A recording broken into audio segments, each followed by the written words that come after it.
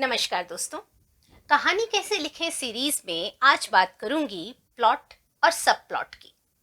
अब कहानी लिख रहे हैं तो प्लॉट होना तो बेहद जरूरी है। क्या होता है प्लॉट? प्लॉट का हिंदी में मतलब है कथानक। कथानक का मतलब घटनाओं का वो क्रम जिसके हिसाब से एक कहानीकार अपनी कथा को अरेंज करता है। देखिए, कहानी लिखते समय आपको एक बेसिक फ्रेमवर्क की जरूरत पड़ेगी। एक ताना बाना बुनना होगा जिसमें जितने भी किरदार हैं उन सबको इंट्रोड्यूस किया जाएगा। फिर उनके आपस के इंटरेक्शन को दिखाया जाएगा। उसके लिए आप विभिन्न शैलियों का प्रयोग कर सकते हैं, जैसे कि संवाद शैली। लेकिन इन सब से सबसे ज्यादा जो जरूरी है वो है प्लॉट, कथानक होना। एक मंझा हुआ प्लॉट कहानी को बहुत ही अच्छा स्वरूप दे देता है। ऐसे लगता है कि जैसे बस कहानी पढ़नी शुरू हुई और जब तक खत्म नहीं हुई पाठक उसे छोड़ नहीं पाता। आखिर कहानीकार की सफलता तो यही। और सच कहूं तो प्लॉट और सब प्लॉट सिर्फ कहानी में नहीं होता, सबसे ज्यादा भूमिका तो इसकी उपन्यास में है। उपन्यास का फलक बहुत बड़ा है, उसमें एक की जगह कई प्लॉट्स हो सकते हैं और कई सब प्लॉट्स हो सकते हैं। उन्हें आपस में जोड़ने का काम एक उपन्यासकार कितनी खूबी से करता है, ये उसकी सफलता का मानक समझा जाता है। नाटक में भी ऐसा ही होता है। उसके लिए भी आपको एक बेसिक फ्रेमवर्क की ज़रूरत है, एक कथानक की ज़रूरत है, एक उपकथानक की ज़रूरत है। और उसमें कथा का जो ताना बाना बुनते हुए आप संवाद शैली में सारे के सारे नाटक को प्रस्तुत करते हैं। तो प्लॉट और सब प्लॉट की क्या महत्व है, ये आपको आज इस कहानी में बताऊंगी जो मैं आपके लिए ढूंढ कर लेकर आई हूँ। दरअसल होता क्या है दोस्तों, जब हम एक कहानी लिखते हैं तो हमें किसी पहले भले ही रास्ते पर चलते नहीं रहना है। हमें अपनी कल्पना शक्ति का प्रयोग करते हुए कहानी में कुछ ऐसे नए तत्व जोड़ने हैं जिसकी वजह से पाठक का इंटरेस्ट हमें थोड़ा और ज़्यादा हो जाए। और इसका एक तरीका, उसको प्लॉट और सब प्लॉट में कंफ्यूज कर दो। जी, सही सुना आपने। अभी तक मैं बात कर रही थी कि एक ताना बाना होना चाहिए, एक फ्रेमवर्क होना चाहिए, और उस फ्रेमवर्क का एक छोटा रूप जो है वो सब प्लॉट भी हो सकता है, जो कहानी के पैरेलल चल रहा होता है पर उतना इम्पोर्टेंट नहीं होता।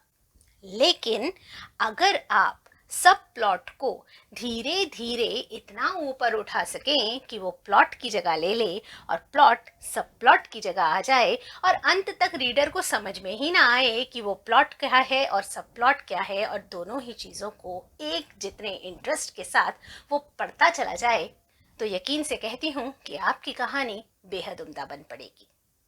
ऐसा कैसे करें? इसका एग्जाम्पल आज लेकर आई हूँ कमलेश्वर की एक कहानी में।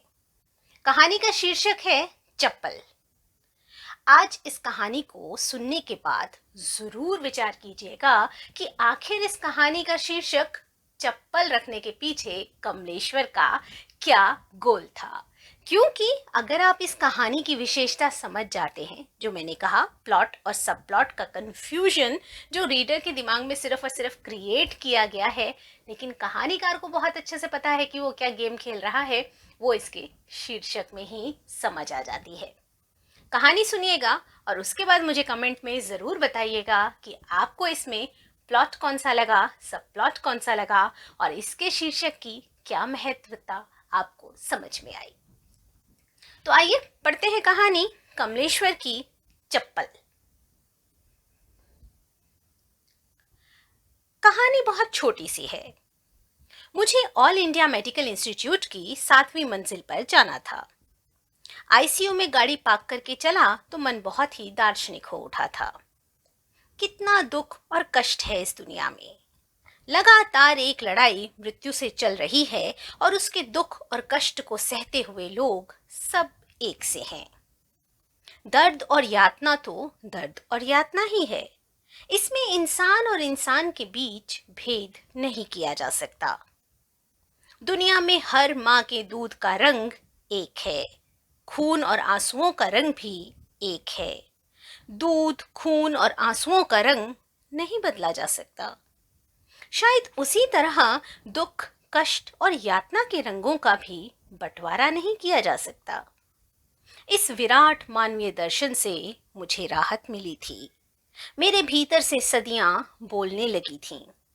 एक पुरानी सभ्यता का वारिस होने के नाते यह मानसिक सुविधा जरूर है कि तुम हर बात, घटना या दुर्घटना का कोई दार्शनिक उत्तर खोज सकते हो। समाधान चाहे ना मिले, पर एक अमूर्त दार्शनिक उत्तर जरूर मिल जाता है। और फिर पुरानी सभ्यताओं की ये खूबी भी है कि उनकी परंपरा से चली आती संतानों को एक आत्मा नाम की अमूर्त शक्ति भी मिल गई है। और सदियों पुरानी सभ्यता मनुष्य के क्षुद्र विकारों का शमन करती रहती है। एक दार्शनिक दृष्टि से जीवन की क्षणभंगुरता का एहसास कराते हुए सारी विषमताओं को समतल करती रहती है। मुझे अपने उस मित्र की बातें याद आईं जिसने मुझे संध्या के संगीन ऑपरेशन की बात बताई थी और उसे देख आने की सलाह दी थी। उसी ने मुझे आईसीयू में संध्या के केबिन का पता बताया था। 8वें फ्लोर पर ऑपरेशन थिएटर्स हैं और 7वें पर संध्या का आईसीयू। मेजर ऑपरेशन में संध्या की बड़ी आंत काटकर निकाल दी गई थी और अगले 48 घंटे क्रिटिकल थे। रास्ता इमरजेंसी वार्ड से जाता था। एक बेहद दर्द भरी चीख इमरजेंसी वार्ड से आ रही थी। वह दर्द भरी चीख तो दर्द भरी चीख ही थी। कोई घायल मरीज असह्य तकलीफ से चीख रहा था। उस चीख से आत्मा दहल रही थी। दर्द की चीख और दर्द की चीख में क्या अंतर था? दूध, खून और आंसुओं के रंगों की तरह चीख की तकलीफ भी तो एक सी थी। उसमें विषमता कहाँ थी? मेरा वह मित्र जिसने मुझे संध्या को देख आने की फर्ज अदायगी के लिए भेजा था, वह भी इलाहाबाद का ही था। वह भी उसी सदियों पुरानी सभ्यता का वारिस था। ठेठ इलाहाबादी मौज में वह भी दार्शनिक की तरह बोला था, अपना क्या है, रिटायर होने के बाद गंगा किनारे एक झोपड़ी डाल लेंगे, 8-10 ताड़ के पेड़ लगा लेंगे, मछली मारने की एक बंसी, 2-4 मछलियां तो दोपहर तक हाथ आएंगी ही, रात भर जो ताड़ी टपकेगी उसे फ्रिज में रख लेंगे। फ्रिज में? और क्या, मॉडर्न साधु की तरह रहेंगे, मछलियां तलेंगे, खाएंगे और ताड़ी पिएंगे। और क्या चाहिए? पेंशन मिलती रहेगी। और मोहमाया क्यों पालें? पालेंगे तो प्राण अटके रहेंगे। ताड़ी और मछली, बस। आत्मा ताड़ी पीकर मछली खा के आराम से महाप्रस्थान करे। ना कोई दुख, ना कोई कष्ट। लेकिन तुम जाके संध्या को देख जरूर आना, वो क्रिटिकल है। मेरा मित्र अपने भविष्य के बारे में कितना निश्चिंत था, यह सोचकर मुझे अच्छा लगा था। यह बात सोच सोचकर मुझे अभी तक अच्छा लग रहा था, सिवा उस चीख के जो इमरजेंसी वार्ड से अब तक आ रही थी और मुझे सता रही थी। इसीलिए लिफ्ट के आने में जो देरी लग रही थी वह मुझे खल रही थी।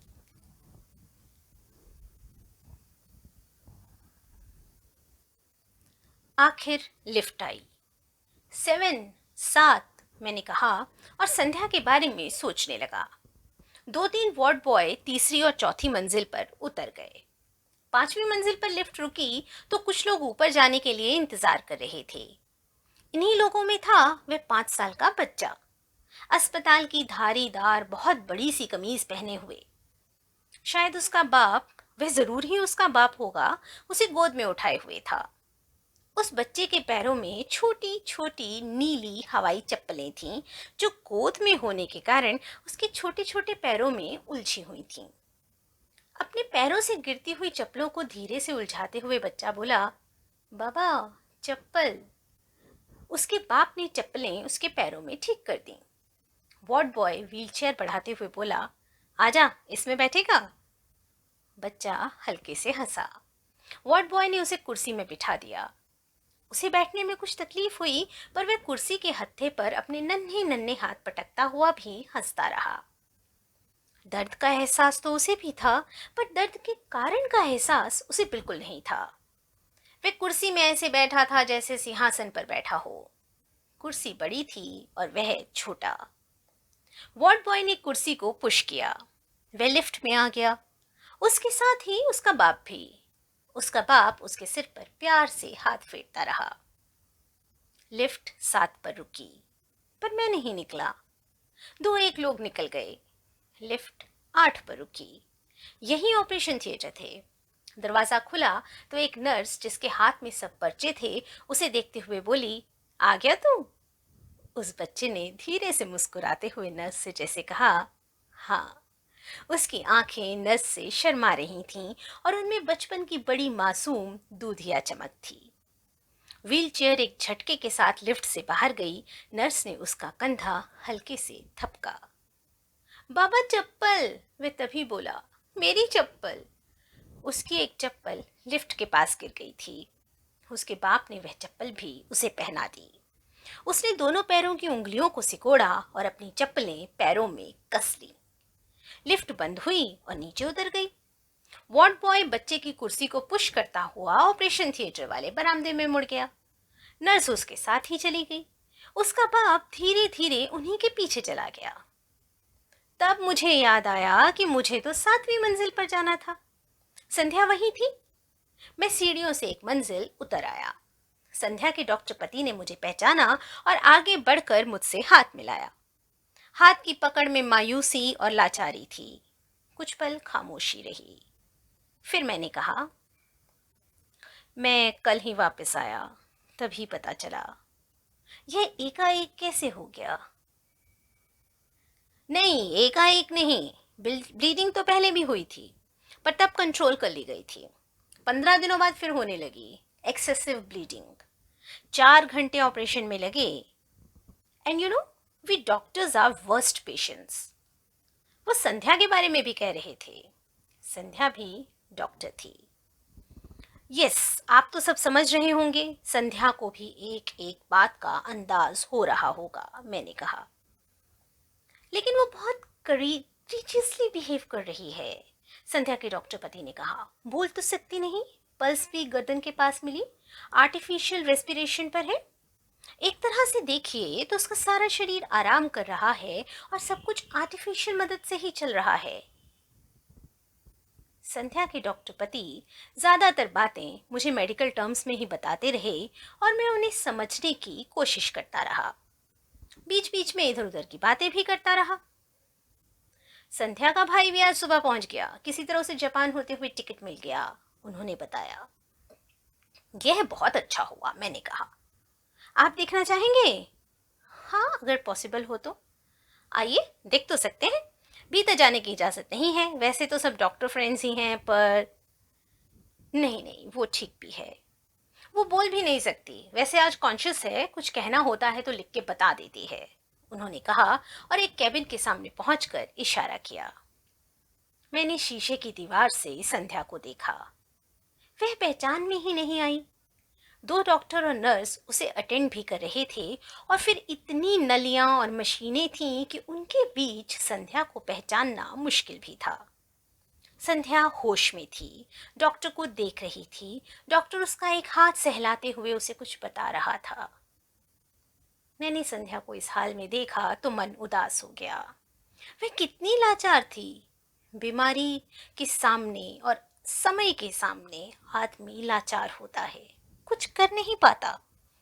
मैंने मन ही मन संध्या के लिए प्रार्थना की। किससे की यह नहीं मालूम। ऐसी जगहों पर आकर भगवान पर ध्यान जाता भी है और किसी के शुभ के लिए उसके अस्तित्व को स्वीकार कर लेने में अपना कुछ नहीं जाता, सिवा प्रार्थना के कुछ शब्दों के।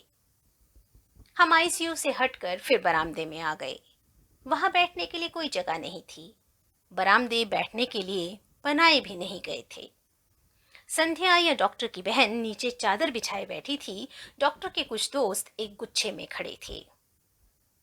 अभी तो बाद में एक ऑपरेशन और होगा, संध्या के डॉक्टर पति ने बताया। तब छोटी आंत को सिस्टम से जोड़ा जाएगा। खैर, पहले वो स्टेबलाइज करे, फिर रिकवरी का सवाल है। इसमें ही करीब 3 महीने लग जाएंगे। उसके बाद मैं सोचता हूँ उसे अमेरिका ले जाऊंगा। यह ठीक रहेगा। इसके बाद हम फिर इधर उधर की बातें करते रहे। मैं संध्या की संगीन हालत से उनका ध्यान भी हटाना चाहता था। इसके सिवा मैं और कर भी क्या सकता था? और डॉक्टर के सामने यूं खामोश खड़े रहना अच्छा भी नहीं लग रहा था। यह जताते हुए कि अस्पताल वालों से छुपाकर मैं सिगरेट पीना चाहता हूँ, मैं खिड़की के पास जाकर खड़ा हो गया। बाहर लू चल रही थी। नीचे धरातल पर कुछ लोग आ जा रहे थे। वे ऊपर से बहुत लाचार और बेचारे लग रहे थे और मेरे मन से सबके शुभ के लिए सद्भावना की नदियां फूट रही थीं। ऐसे में तुम सोचो, लगता है मनुष्य ने मनुष्य के साथ तो सघन और उदात्त संबंध बना लिए हैं, पर ईश्वर के साथ वह ऐसा नहीं कर पाया है। मनुष्य अपने ईश्वर के दुख सुख में शामिल नहीं हो सकता। ईश्वर से उसका संबंध सिर्फ दाता और पाता का है। वह देता है और मनुष्य पाता है। कितना एक तरफा रिश्ता है यह। और फिर अगर तुम यह भी मान लो कि ईश्वर ही मनुष्य को बनाता है, तो ईश्वर की क्षमता पर विश्वास घटने लगता है। सृष्टि के आदि से वह मनुष्य को बनाता आ रहा है, परंतु असंख्य प्राणियों को बनाने के बावजूद वह आज तक एक सहज, संपूर्ण और मुकम्मल मनुष्य नहीं बना पाया। कुछ कमी कहीं तो ईश्वर की व्यवस्था में भी है। हो सकता है उनका आदि कलाकार कुंभकार उन्हें मिट्टी सप्लाई करने में कुछ घपला कर रहा हो। इस रहस्य का पता कौन लगाएगा? रहस्य ही रहस्य को जन्म देता है। शायद इसीलिए मनुष्य ने ईश्वर को रहस्य ही रहने दिया। जो सत्ता या शक्ति विश्वास के निकष पर खरी ना उतरे, उसे रहस्य बना देना ही बेहतर है। और किया भी क्या जा सकता है।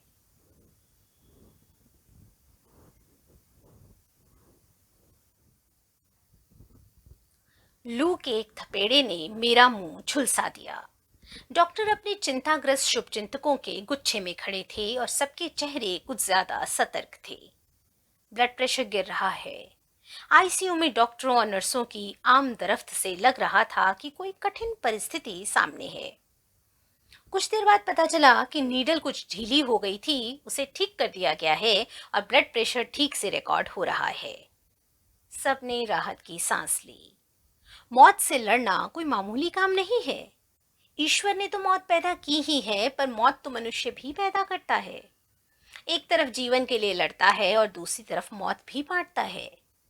यह द्वंद्व ही तो जीवन है। यह द्वंद्व और द्वैत ही जीवित रहने की शर्त है, और अद्वैत या समानता तक पहुंचने का साधन और आदर्श भी। आध्यात्मिक अद्वैत जब भौतिकता की सतह पर आता है और मनुष्य के प्रश्न सुलझाता है, तभी तो वह संवेद समानता का दर्शन कहलाता है। सिगरेट से मुंह कड़वा हो गया था। लू वैसे ही थपेड़े मार रही थी। सीमेंट के प्लस्तर का दहकता चिलचिलाता तालाब सामने फैला था। कोई एक आदमी चलते नंगे पैरों से उसे पार कर रहा था। मैंने पलटते हुए लिफ्ट की तरफ देखा। डॉक्टर मेरा आशय समझ गए थे, लेकिन तभी राजनीतिज्ञ से उनके कोई दोस्त आ गए थे। शुरू की पूछताछ के बाद वे लगभग भाषण सा देने लगे। अब तो अग्नि मिसाइल के बाद भारत दुनिया का सबसे शक्तिशाली तीसरा देश हो गया है, और आने वाले 10 वर्षों में हमें अब कोई शक्ति महाशक्ति बनने से नहीं रोक सकती। इंग्लैंड और फ्रांस की पूरी जनसंख्या से ज्यादा बड़ा है आज भारत का मध्य वर्ग। अपनी संपन्नता में भारतीय मध्य वर्ग जैसी शक्ति और संपन्नता उन देशों के मध्य वर्ग के पास भी नहीं है। तभी एक चिंताग्रस्त नर्स तेजी से गुजर गई और सन्नाटा छा गया। चिंता के भारी क्षण जब कुछ हल्के हुए, तो मैंने फिर लिफ्ट की तरफ देखा। डॉक्टर साहब समझ गए। आपको 2.5-3 घंटे हो गए, क्या क्या काम छोड़ के आए होंगे। और वे लिफ्ट की ओर बढ़े। लिफ्ट आई, पर वह ऊपर जा रही थी। डॉक्टर साहब को मेरी खातिर रुकना ना पड़े, इसलिए मैं लिफ्ट में घुस गया। लिफ्ट 8 पर पहुंची। वहां ज्यादा लोग नहीं थे, पर एक स्ट्रेचर था और 2-3 लोग। स्ट्रेचर भीतर आया, उसी के साथ लोग भी। स्ट्रेचर पर चादर में लिपटा बच्चा पड़ा हुआ था। वह बेहोश था। वह ऑपरेशन के बाद लौट रहा था। उसके गालों और गर्दन के रेशमी रोएं पसीने से भीगे हुए थे। माथे पर बाल भी पसीने के कारण चिपके हुए थे। उसका बाप एक हाथ में ग्लूकोज की बोतल पकड़े हुए था। ग्लूकोज की नली की सुई उसकी थकी और दूध भरी बाह की धमनी में लगी हुई थी। उसका बाप लगातार उसे देख रहा था। वह शायद पसीने से माथे पर चिपके उसके बालों को हटाना चाहता था, इसलिए उसने दूसरा हाथ ऊपर किया, पर उस हाथ में बच्चे की चप्पलें उसकी उंगलियों में उलझी हुई थीं।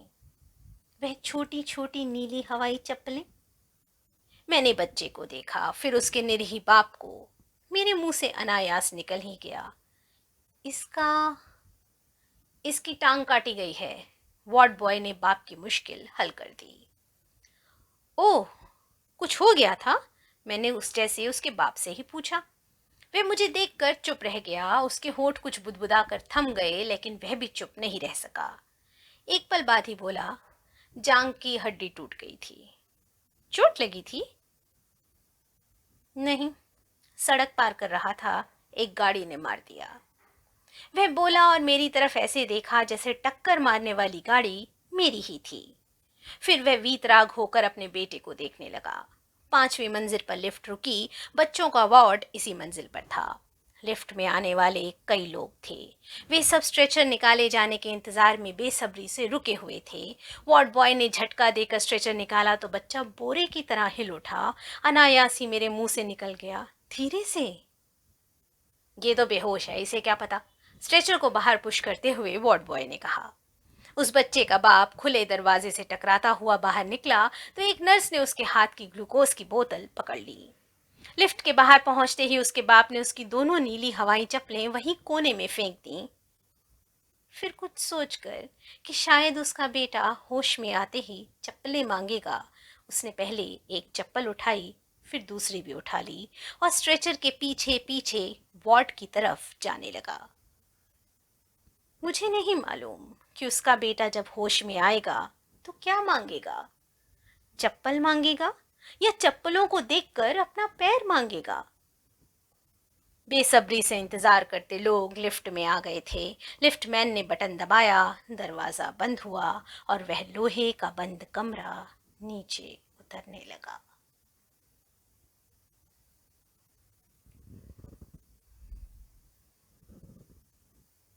तो दोस्तों, ये थी कमलेश्वर की कहानी, चप्पलें। कहा था ना, इस कहानी में चप्पलों पर इतना फोकस, इसका शीर्षक में होना, इस बात को बहुत ही अच्छी तरह से इंगित कर रहा था कि दरअसल चप्पल वाला प्लॉट ही मेन है। लेकिन उसके बावजूद कमलेश्वर ने इस कहानी को कुछ इस तरह लिखा है कि हम इंतजार करते रह जाते हैं उस आदमी के संध्या से मिलने का। संध्या से मिलना मेन प्लॉट था, मेन रीजन था उसका हॉस्पिटल जाने का। पर बच्चे से टकरा जाना, और वो भी उस बच्चे से जिसके 2 पल बाद ही टांग काट दी गई। ऐसी करुणा भरी कहानी लिखना किसी एक्सपर्ट राइटर के ही बस की बात है। और असल में पाठक को प्लॉट और सब प्लॉट में कंफ्यूज कर देना भी इस सफलता का एक हिस्सा। दोस्तों, इस कहानी को सुनते हुए आपको भी कई बार लगा होगा कि ये कहानी अपने कथानक पर चलते हुए भी उपकथानक की तरफ मुड़ती है, फिर वापस किसी मोड़ पर से वापस कथानक की ओर मुड़ जाती है, और कथानक और उपकथानक को साथ साथ लेते हुए केवल एक किरदार जो दोनों में समान है, दोनों में ही एक्टिवली इन्वॉल्व है, वो हमारे दिलो दिमाग पर छा जाता है। मजेदार बात कि उस किरदार का कोई नाम नहीं है, पर फिर भी वही वक्ता है, वही दर्शक और वही मुख्य चरित्र। तो कैसी लगी कहानी दोस्तों आपको? कमलेश्वर की चप्पल कुछ अलग है ना। कमलेश्वर को नहीं पढ़ा तो बहुत कुछ मिस कर रहे हैं आप, उन्हें जरूर पढ़िए। कहानी ही नहीं, उपन्यास भी बेहद उम्दा लिखा करते हैं। उनके कितने पाकिस्तान तो बहुत बहुत बहुत फेमस उपन्यास है। लेकिन उसके अलावा उन्होंने कुछ फिल्म की स्क्रिप्ट भी लिखी हैं और वो भी बहुत सक्सेसफुल हुई थी। आधी उनमें से एक मुख्य थी। आज के शब्द की तरफ भी आ जाऊं, क्योंकि इस वीडियो में जब मैं कहानियां बना रही हूं और आपको कहानी लेखन से जुड़े कुछ तत्वों की जानकारी दे रही हूं, तो चाहती हूं कि साथ साथ में भाषा भी समृद्ध होती चले। और जैसे हमेशा कहती हूं कि पढ़ने से ज्यादा समृद्धता भाषा की किसी और तरीके से नहीं आती। तो यहाँ आज की कहानी में जो शब्द बार बार रिपीट हुआ, उसको लेते हुए कहूंगी कि आज का शब्द है विषमता। विषमता, क्या समझते हैं आप विषमता से? विषम होना, सम का विलोम हो जाना, असमता, असमानता, या फिर कोई विशेषता। क्या है विषमता? कोई अंतर है, कोई भेद है, कोई भिन्नता है, कोई विभिन्नता है, कोई अयोग्यता है, या फिर केवल और केवल असमता है, अनोखापन है, निरालापन है। तो देखिए, केवल एक शब्द है विषमता और उसके कितने सारे अर्थ हैं। ये सारे अर्थ आप यूज कर सकते हैं, बशर्ते आप इस शब्द को अपने वाक्य में, अपने वाक्यांश में, अपनी कथा कहानी में कुछ इस कदर यूज करें कि उसका मतलब बदल जाए। शब्दों की यही तो विशेषता कि वो विषम नहीं हुआ करते, हमारे हिसाब से ही सम और विशेष हो जाया करते हैं। तो आज के लिए बस इतना ही। फिर लौटूंगी नई कविता कहानी के साथ। मैं अनुपमा सरकार। नमस्कार।